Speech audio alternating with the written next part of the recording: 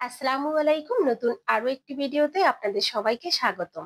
আজ আপনাদের মাঝে শেয়ার করব এই চমৎকার গলার ডিজাইনটির কাটিং। যারা সেলাইয়ের কাজে একেবারেই নতুন আছেন তারাও যদি ভিডিওটি শুরু থেকে শেষ পর্যন্ত দেখেন, ইনশাল্লাহ খুব সহজেই কাটিং করতে পারবেন। এর জন্য এখানে আমি পেস্টিং পেপারের একটা টুকরো নিয়েছি, আর আপনারা চাইলে কিন্তু পেপারের পরিবর্তে বক্রমও নিতে পারেন। আমি আপনাদের মাপটা একটু দেখিয়ে দিচ্ছি। আমি লম্বা নিয়েছি 9 ইঞ্চি পরিমাণে, আর চওড়ার দিকে নিয়েছি 9 ইঞ্চি পরিমাণে। এখন পেপারটার মাঝখান থেকে একটা ভাঁজ দিয়ে নিলাম। এই যে খোলা সাইড আর বন্ধ সাইড, গলার চওড়ার মাপ নেওয়ার জন্য আমি এই বন্ধ সাইডের উপরের দিক দিয়ে 40 সাইজ বডির জন্য এখানে আমি 3 ইঞ্চি পরিমাণে নিয়ে একটা দাগ দিয়ে দিলাম। আপনারা আপনাদের বডির মাপ অনুযায়ী নিয়ে নেবেন।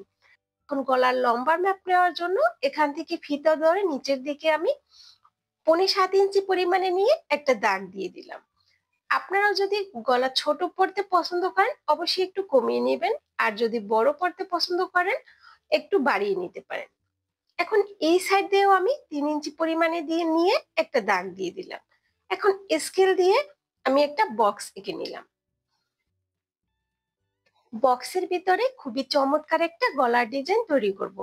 এর জন্য এখানে এই কোণা থেকে উপরের দিকে 2.5 ইঞ্চি পরিমাণে নিয়ে একটা দাগ দিয়ে দিলাম। এখন এই দাগ থেকে বক্সের ভিতরের দিকে 1.5 ইঞ্চি পরিমাণে নিয়ে আমি সোজা করে একটা দাগ দিয়ে দিলাম।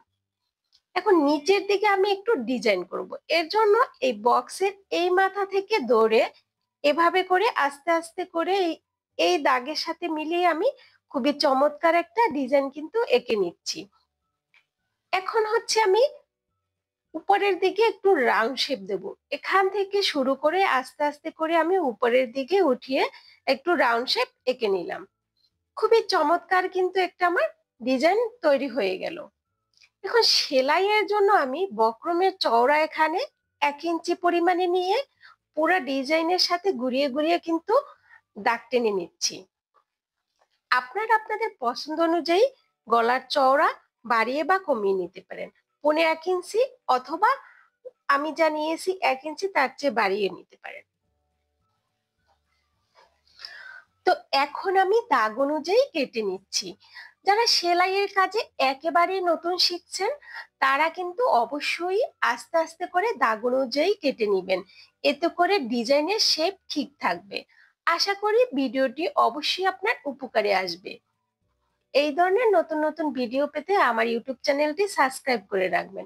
আর ফেসবুক থেকে দেখলে অবশ্যই ফলো দিয়ে রাখবেন। আদার সোশ্যাল মিডিয়া থেকে দেখলেও অবশ্যই ফলো দিয়ে রাখবেন। ভিডিওটি ভালো লাগলে একটা লাইক দিয়ে দিবেন, আর অবশ্যই কমেন্ট করে জানাবেন আপনাদের মতামত। বন্ধুদের মাঝে শেয়ার করে দিবেন যাতে অন্য কেউ দেখার সুযোগ পায়। আপনাদের সাপোর্টই আমার অনুপ্রেরণা। সবাই ভালো থাকবেন, সুস্থ থাকবেন। আল্লাহ হাফেজ। Thank you for watching my video.